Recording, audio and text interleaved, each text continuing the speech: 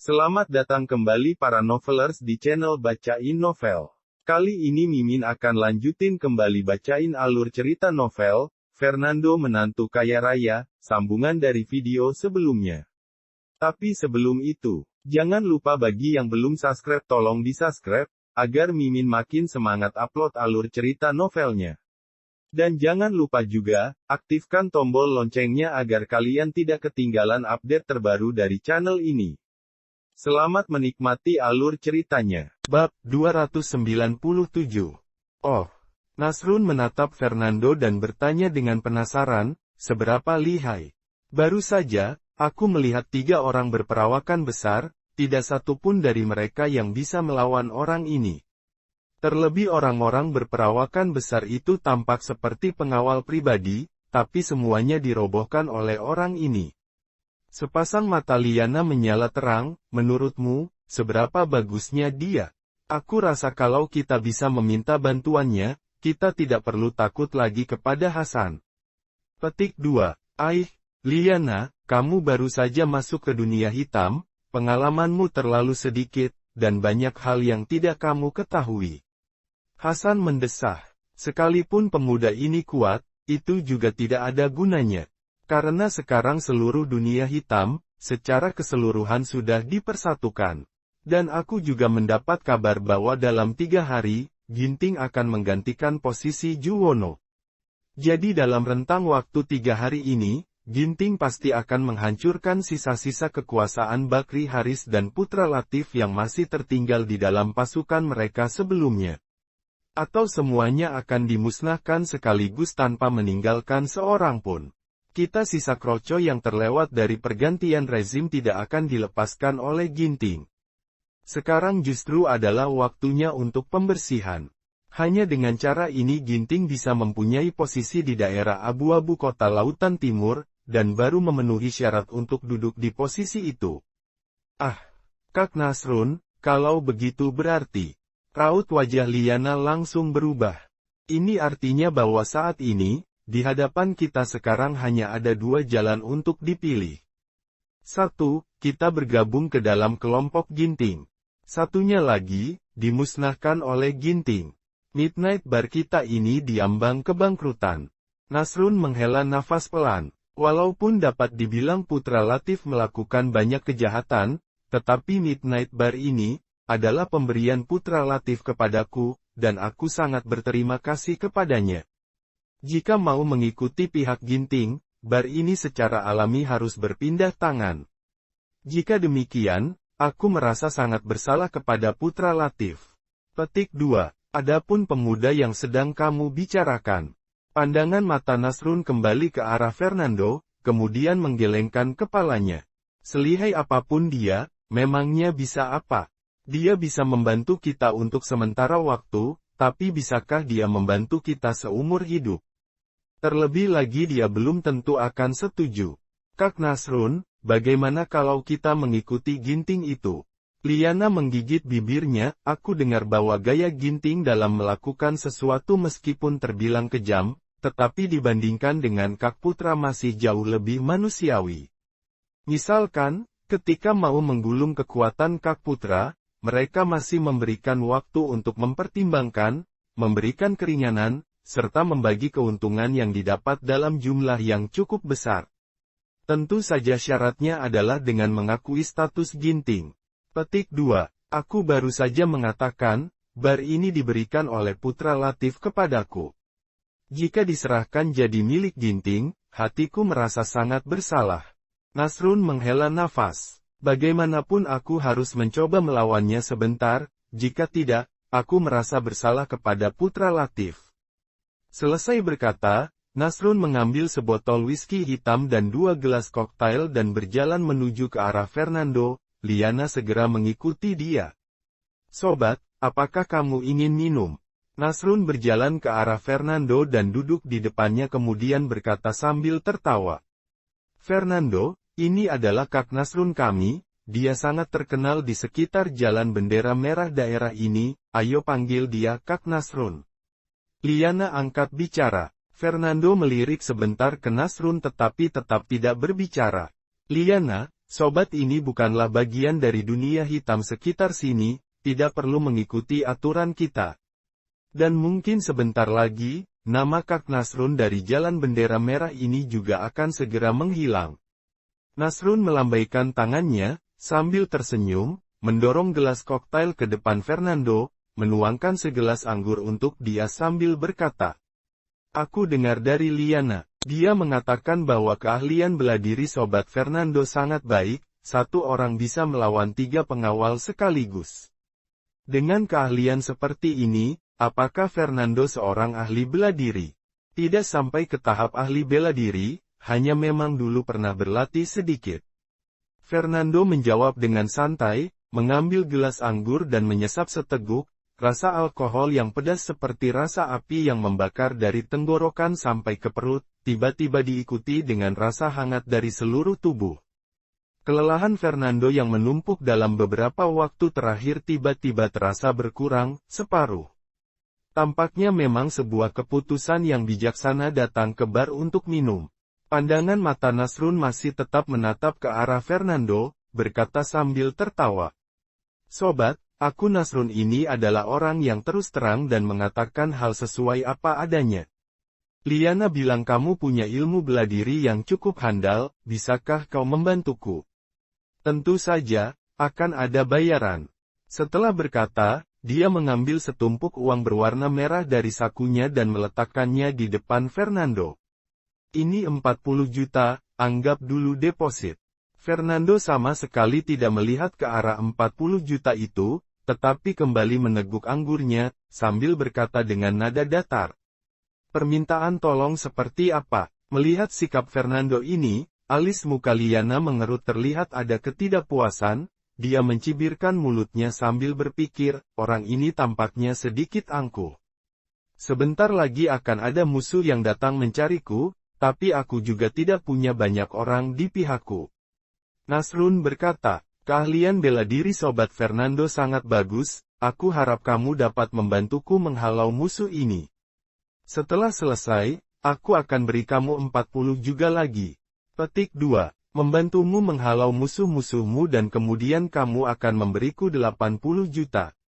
Fernando memutar bola matanya, "Kamu berada di dunia hitam ini, musuhmu dapat dipastikan 80% juga orang dari dunia hitam.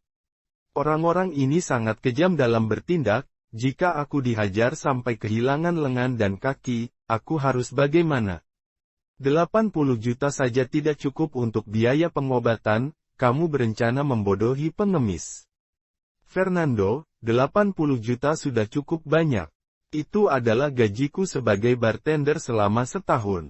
Liana sampai tidak bisa berkata-kata, dia tidak menyangka Fernando akan begitu serakah.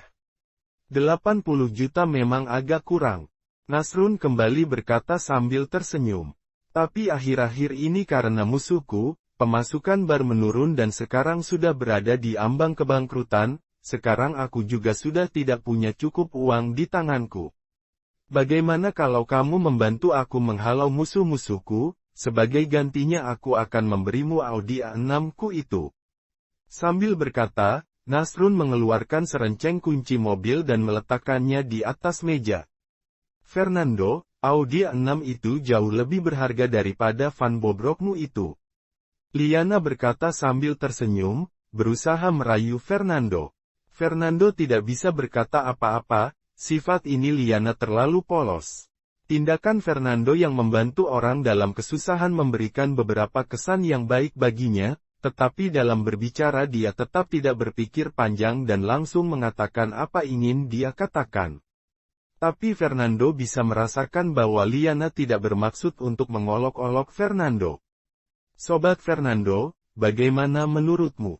Nasrun bertanya lagi. "Bang." Tiba-tiba pintu bar terbuka didorong dari luar, sekelompok yang terdiri kurang lebih dari 20 orang, mengelilingi seluruh bar dan mengepungnya rapat-rapat. Orang-orang ini memegang jeruji besi, pipa baja, pemukul bisbol, semuanya berwajah dingin dan tampak ganas. Yang memimpin di depan adalah seorang pria dengan kalung rantai emas besar. Wajah pria itu tampak kekuningan di pipinya, namun yang sangat mencolok adalah sepasang sepatu kulit di kakinya yang dipoles sampai berkilau terang, seolah-olah bisa digunakan sebagai cermin. Hasan, melihat pria ini, kelopak mata Nasrun berkedut, di dalam hatinya sangat gelisah. Ia tidak menyangka pihak lawan akan datang dengan begitu cepat. Nasrun, hari ini adalah batas waktumu. Kak Ginting telah mengeluarkan perintah keras, hari ini dan seterusnya kalian sisa pasukan Putra Latif yang terlewat dari penangkapan, semuanya harus menurut di bawah perintahnya, kalau tidak akan dibinasakan. Hasan menggebrak meja sambil melayangkan pandangan dingin ke Nasrun. Kedatanganku kali ini, hanya memberimu dua pilihan. 1. Ikut kelompok Kak Ginting kami. 2. Bar ini akan bangkrutkan, dan kamu akan menghilang dari jalan bendera merah ini. Selesai berbicara, dia melihat ke sisi Nasrun, tampak ada seorang pemuda, tersenyum lebar kepadanya. Tuan Fernando, pupil mata Hasan tiba-tiba mengecil. Bab 298. Hasan sama sekali tidak berpikir akan bertemu Fernando di sini. Identitas Fernando, Hasan tentu saja mengetahuinya. Dia adalah penolong yang menyelamatkan Kak Juwono, dan statusnya sangat dihormati.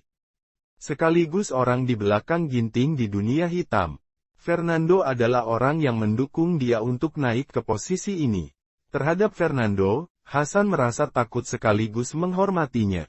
Pada saat ini, Fernando telah mengangkat jarinya, meletakkannya di bibirnya, diam-diam membuat gerakan jangan bersuara. Hasan tentu mengerti bahwa Fernando mengatakan kepadanya untuk tidak berbicara tentang statusnya. Dia menundukkan kepalanya lagi, melihat ke sepatu kulit barunya, tampak lega ketika melihat bahwa sepatunya bersih tanpa debu. Di depan Tuan Fernando, tentu saja harus memperhatikan penampilan. Nasrun, dari dua pilihan ini aku harap kamu segera membuat keputusan. Hasan memandang sekilas ke arah Nasrun, tampak mulai tidak sabar. Hasan, bar ini adalah pemberian Putra Latif kepadaku, dia sebelumnya telah banyak membantuku. Kalau aku mengikuti syaratmu dan mengikuti kelompok Ginting, aku tidak akan punya muka untuk bertemu Putra Latif. Nasrun berkata dengan wajah dingin. Syaratmu sebelumnya adalah aku menyerahkan 70% saham dari bar kepadamu dan kemudian ikut ke kelompok Ginting, kalau aku melakukannya maka bar ini akan menjadi milik keluarga Wahdimu. Jadi sesuai katamu, kamu tidak setuju. Pandang mata Hasan dalam sekejap langsung menjadi dingin, dari seluruh tubuhnya menyebarkan aura dingin. Kalau begitu Midnight Bar mulai hari ini akan menghilang dari jalan bendera merah. Dia terlalu malas untuk berbicara omong kosong lagi, langsung memberi isyarat tangan, para preman-preman itu semuanya langsung mengangkat jeruji besi, pipa baja, pemukul bisbol yang ada di tangannya dan bersiap untuk bertindak. Melihat adegan ini, tatapan mata Nasrun terlihat ada ekspresi putus asa. Apa yang harus dilakukan? Apa yang harus dilakukan? Di satu sisi Liana dengan wajah penuh kecemasan mengulurkan tangan untuk menarik sudut pakaian Fernando. Fernando, kamu harus menolong kami. Kalau tidak bar kami malam ini benar-benar akan menghilang. Pandangan mata Hasan jatuh ke sosok Fernando, melihat Fernando tidak berbicara seolah-olah menyetujui perilakunya, segera berteriak keras. Hancurkan, ya, Kak Hasan, hancurkan bar ini. Para preman-preman kecil ini mulai maju ke depan untuk menghancurkan bar.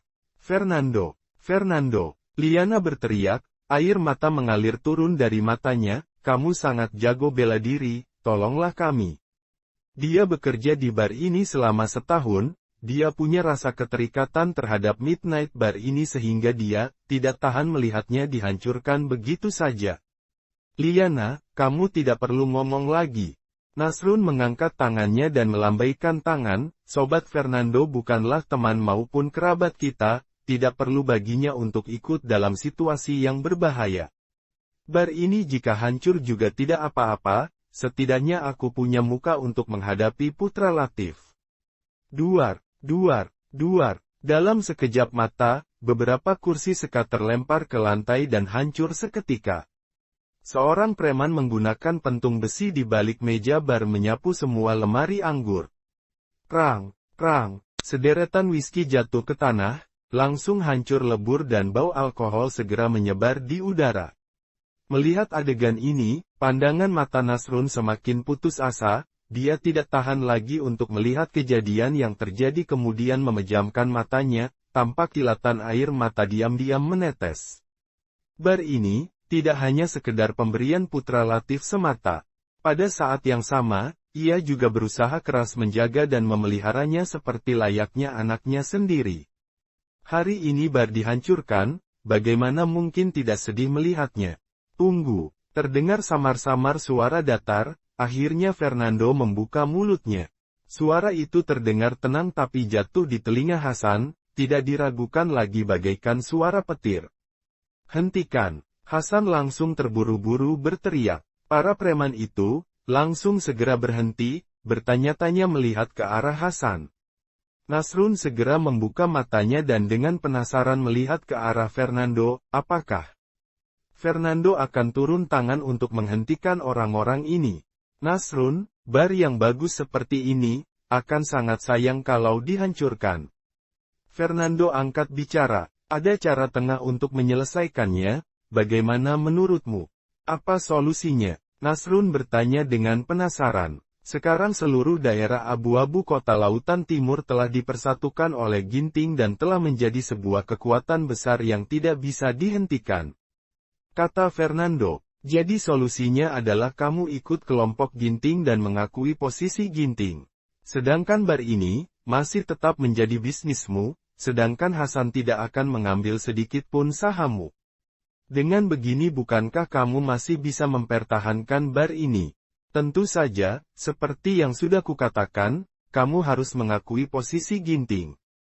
Mendengar ini, kilatan melintas di mata Nasrun, dan segera tersenyum pahit. Sobat Fernando, kamu bukan orang dari dunia hitam ini jadi tidak tahu kekejaman Ginting. Semua usaha di bawah Putra Latif, ketika mengakui dia harus menyerahkan lebih dari 70% saham usahanya, dengan cara ini baru ada kekuatan yang bisa mendominasi. Ini ditentukan secara langsung oleh Ginting, bawahannya harus benar-benar menerapkan apa yang telah ditetapkan. Petik 2. Hasan ini, hanyalah salah satu bawahan dari Ginting, bagaimana mungkin dia bisa melanggar perintahnya dan menyetujui permintaan seperti ini? Iya, aku juga dengar bahwa properti kepunyaan Putra Latif, kalau tidak setuju untuk membiarkan Ginting menyuntikkan modal dan mengambil saham mayoritas, maka akan dimusnahkan. Liana juga membuka mulutnya. Hasan ini, tidak mungkin menentang perintah dari Ginting. Semua ini tidak ada gunanya kamu bicarakan dengan aku, kamu harus bicara dengan Hasan. Fernando berkata dengan nada datar. Bisa dikatakan, solusi dari Fernando sangat menggoda bagi Nasrun. Karena dengan begini, selain bisa mempertahankan bar, juga ada muka untuk menghadapi Putra Latif nantinya. Adapun mengakui posisi Ginting di dunia hitam, itu bukan apa-apa baginya. Tetapi apakah Hasan akan menyetujuinya? Nasrun menatap ke Hasan, membuka mulutnya ingin mengatakan rencana ini, tapi kemudian mengeluarkan desahan panjang dan sama sekali tidak berbicara. Menurutnya, Hasan tidak mungkin menyetujuinya. Karena dengan memiliki saham sebesar 70% adalah perintah langsung Ginting, Hasan tidak mungkin memiliki keberanian untuk menentangnya. Saran dari pemuda tampan itu barusan sangat bagus. Kurasa aku bisa mempertimbangkannya. Hasan tiba-tiba membuka mulutnya, dia duduk di kursi, sedang dengan hati-hati mengelap sepatu kulitnya. Begitu kalimat ini dikatakan, Nasrun dan Liana langsung tertegun. Hasan, kamu tidak bercanda, kan? Wajah Nasrun langsung berubah, dia tidak bisa menahan diri untuk tidak bertanya. Selama aku mengakui posisi Ginting di dunia hitam, maka masalah dari 70% saham itu dianggap tidak ada. Kamu tidak akan turun tangan lagi ke Midnight Barku. Apakah aku terlihat seperti sedang bercanda? Hasan mengerutkan keningnya, selama kamu mengakui posisi Kak Ginting. Aku berjanji kepadamu tidak akan lagi mempersulit Midnight Kalau kamu melakukan ini berarti kamu melawan Ginting, kamu tidak takut berita itu akan sampai ke telinga Ginting, bagaimana kalau Ginting minta pertanggungjawabanmu? Nasrun bertanya lagi, dia masih tidak bisa percaya Hasan akan menyetujuinya. 3 hari lagi, Kak Ginting akan segera mengambil alih posisi Kak Juwono, jadi dalam 3 hari ini, Kak Ginting berharap bahwa semua kekuatan di dunia hitam segera dipersatukan, memberikan sedikit toleransi bukanlah masalah. Hasan berkata dengan nada datar. Saham atau apapun itu, Kak Ginting sama sekali tidak peduli, karena semua ini adalah sisa-sisa dari industri kecil, tidak banyak keuntungan yang didapatkan. Yang dia inginkan adalah persatuan, persatuan dalam arti sesungguhnya. Selama kamu mengakui status Kak Ginting maka tidak akan ada masalah, tentu saja bukan mengakui secara lisan saja, nantinya di kemudian hari jika ada yang memerlukan bantuanmu, kamu tidak boleh menolak dan harus melaksanakannya. Jadi aku menyetujuinya saran dari pemuda tampan itu. Hasan kembali menyeka sepatu kulitnya lagi kemudian berdiri. Sekarang, terserah kepada keputusan apa yang akan diambil olehmu Nasrun. Bisa mengakui status Kak Ginting tentunya hal yang harus dirayakan, aku tidak butuh setengah bagian dari sahammu. Jika kamu tidak mau mengakuinya, Midnight Bar akan menghilang selamanya. Bab 299. Mendengar kata-kata Hasan, Nasrun menggertakkan giginya dan berkata, "Yah, mulai dari sekarang, aku mengakui status kekuasaan daerah abu-abu Kak Ginting.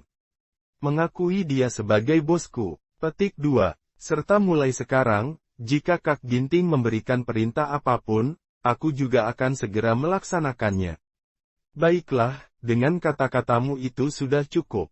Hasan menyeringai, kemudian kembali melirik ke Fernando, memberi isyarat tangan. Semuanya, mundur. Dengan itu, dia meninggalkan Midnight Bar dengan sekitar 20-an bawahannya. Ketika Hasan pergi, Midnight Bar kembali diselimuti dengan ketenangan. Setelah 1 menit lamanya Nasrun dan Liana, keduanya masih tercenung. Hasan, pergi begitu saja.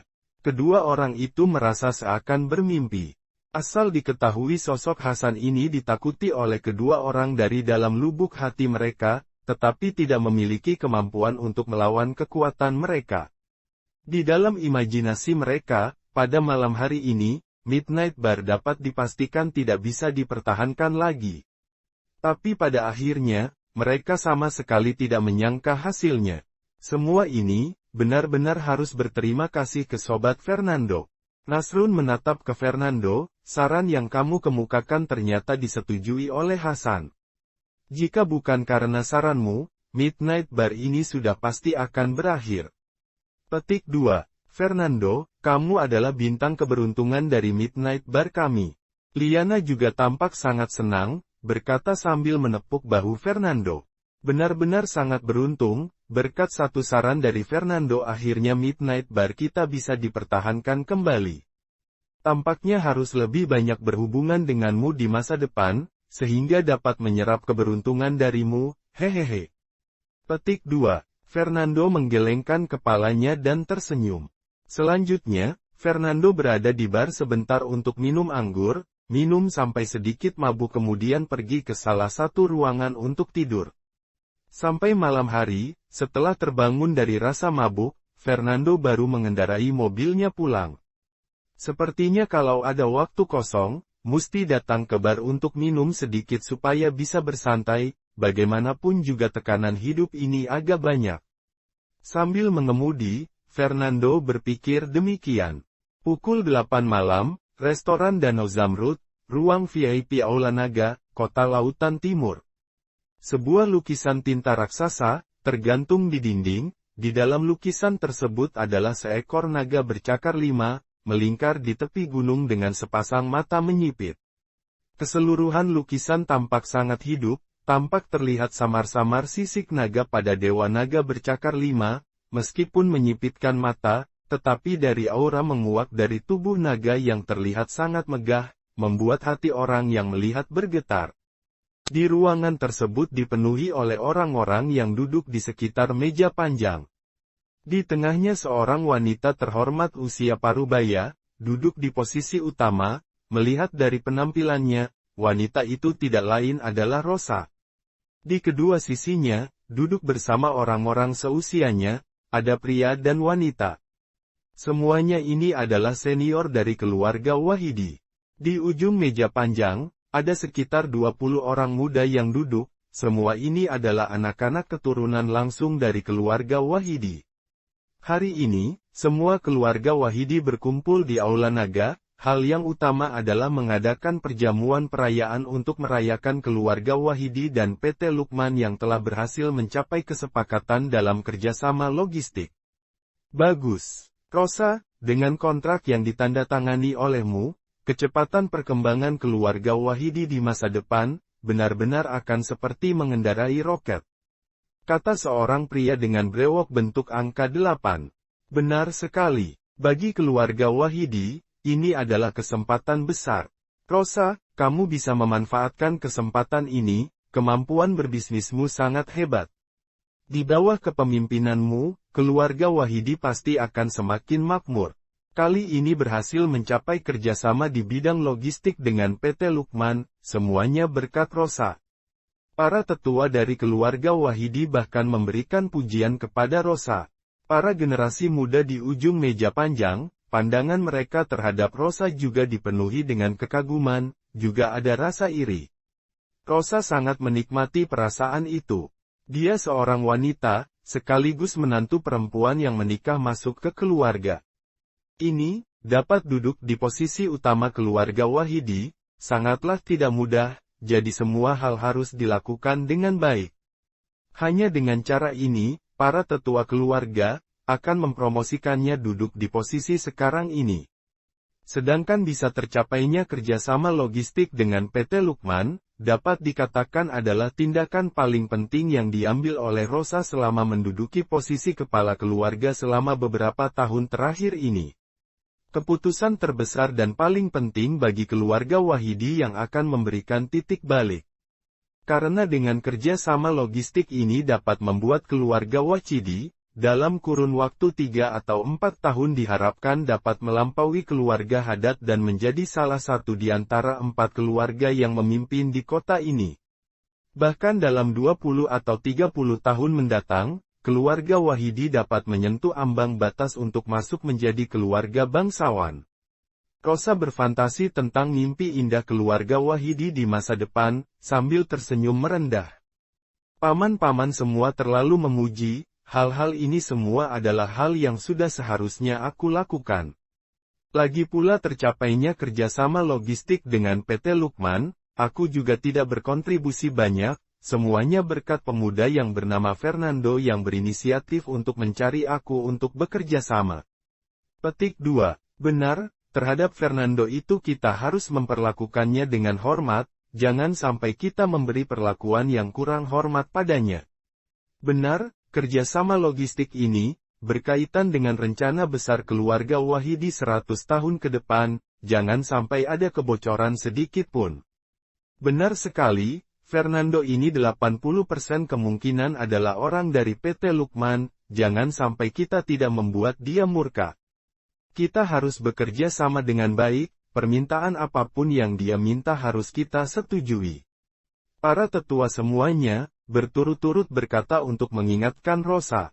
Semuanya percayalah, untuk masalah ini di dalam hatiku sudah ada pertimbangan sendiri, Fernando tentu akan kuperlakukan dengan hormat. Rosa tersenyum simpul, apakah semua yang hadir sudah lengkap? Petik 2. Masih ada Tuan Hamdin belum datang. Seseorang menjawab. Rosa melihat ke sekeliling meja panjang, mendapati memang hanya putranya yang belum datang. Dia menggelengkan kepalanya tanpa daya. Ah, anak ini tampaknya terlalu dimanja. Sampai terlambat datang ke perjamuan perayaan keluarga, lihat saja saat dia datang, nanti, aku pasti akan menegur dia dengan baik. Begitu kata-kata itu selesai, pintu ruangan tampak didorong terbuka. Seorang pemuda berambut kuning, melangkah masuk, pemuda itu adalah Hamdin. Tapi pada saat ini wajahnya tampak sedikit suram. Tuan Hamdin datang. Hamdin, ayo duduk di sini. Perjamuan perayaan pun sampai datang terlambat. Hari ini adalah hari yang baik, kita berhasil dalam mencapai kerjasama logistik dengan PT Lukman. Semua orang di sekitar meja panjang, semuanya berbicara sahut menyahut. Hamdin, aku tanya kepadamu, kenapa kamu terlambat datang ke perayaan? Rosa bertanya dengan wajah datar. Hari ini, semua tetua keluarga hadir, jika tidak mendidik Hamdin dengan baik, akan membuat dia sebagai pemegang kekuasaan keluarga ini kehilangan muka di depan semuanya. Apakah karena aku biasanya terlalu memanjakanmu, sampai kamu berani terlambat, apakah kamu tahu salahmu di mana? Rosa kembali melanjutkan, memberikan Hamdin langkah untuk mundur. Selama Hamdin mengakui kesalahannya, Rosa hanya akan memberikan beberapa kata nasihat dan mengakhiri masalah ini. Tahu, wajah Hamdin tiba-tiba suram, menyentak dengan suara ketus. Rosa, kamu masih bermaksud bertanya padaku apakah aku tahu apa yang salah? Aku malah ingin bertanya kepadamu, apakah kamu tahu kesalahanmu? Rosa, kata-kata ini laksana guntur, menyebar ke seluruh ruangan, diikuti dengan keheningan yang mencekam. Selama 5 detik penuh. Hamdin, kau panggil aku apa? Rosa berbicara dengan susah payah dan seakan tidak percaya. Hamdin, kamu tidak sopan. Rosa adalah ibumu, kamu bahkan berani lancang langsung memanggil namanya. Benar-benar durhaka, masih tidak segera minta maaf. Beberapa tetua anggota keluarga menggebrak meja, melotot ke arah Hamdin. Maaf, mengapa aku harus meminta maaf? Hamdin berkata, Rosa, kamu mencelakai keluarga Wahidiku, kamu tidak pantas menjadi pemegang kekuasaan keluarga. Wahidiku, petik 2, pembangkangan, pembangkangan. Rosa marah sampai merasa ketujuh inderanya terasa berasap. Hamdin, apa kamu mau memberontak? Aku adalah ibu yang membesarkanmu, kau berani memanggilku seperti itu. Petik 2. Dan keluarga Wahidi selama bertahun-tahun ini, di bawah kepemimpinanku, dari hari ke hari semakin berkembang, dan sekarang berhasil menandatangani kerjasama logistik dengan PT Lukman. Ini adalah kesempatan yang ada sekali seumur hidup. Ada di manakah aku mencelakai keluarga Wahidi? Mata Rosa berkaca-kaca, diejek oleh putranya sendiri di depan umum seperti itu, dia merasa marah sekaligus juga sedih, penuh dengan perasaan kecewa. Bersambung ke bab 300. Terima kasih sudah setia di channel ini. Sampai jumpa pada bab selanjutnya.